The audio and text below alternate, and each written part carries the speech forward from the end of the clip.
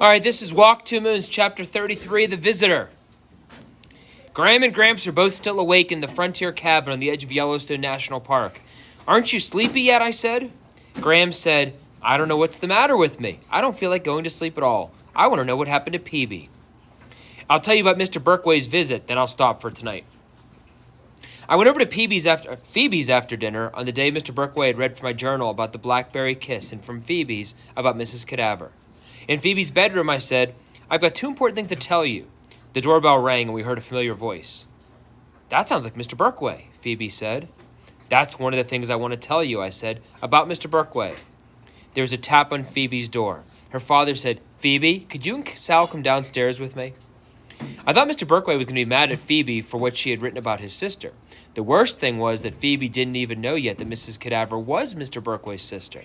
I felt like we were lambs being led to the slaughter. Take us, I thought. Take us and do away with us quickly. We followed Phoebe's father downstairs. There on the sofa was Mr. Birkway holding Phoebe's journal and looking embarrassed. That's my own private journal, Phoebe said, with my own private thoughts.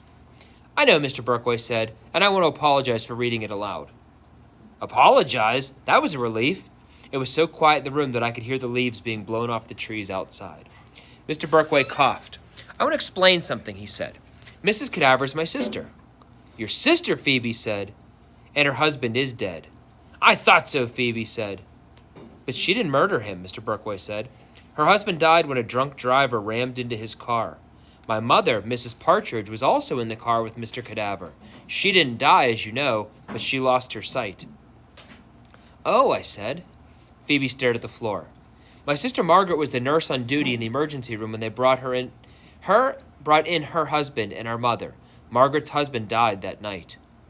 The whole time Mr. Birkway was talking, Phoebe's father was sitting beside her with his hand resting on her shoulder.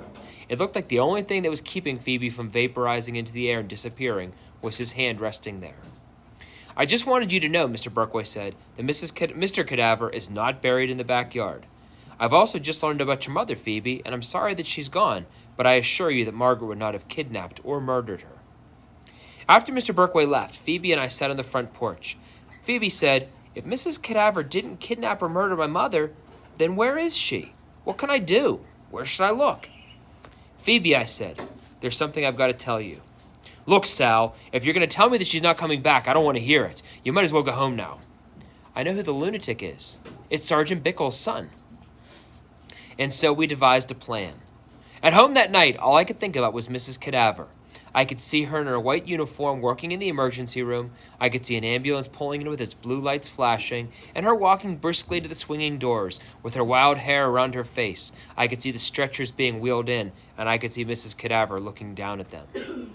I could feel her heart thumping like mad as she realized it was her own husband and her own mother lying there. I imagined Mrs. Cadaver touching her husband's face. It was as if I was walking in her moccasins. That's how much my own heart was pumping and my own hands were sweating.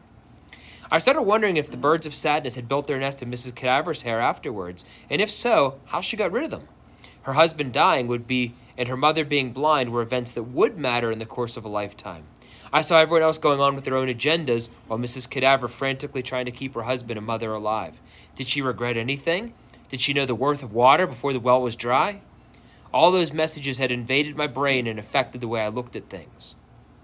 Are you sleepy yet, Graham? I asked. My voice was hoarse from talking so much. No, Chickabiddy, but you go on to sleep. I'm just going to lie here a while and think about things. She nudged Gramps. You forgot to say about the marriage bed. Gramps yawned. Sorry, Gooseberry. He patted the bed, and then he said it.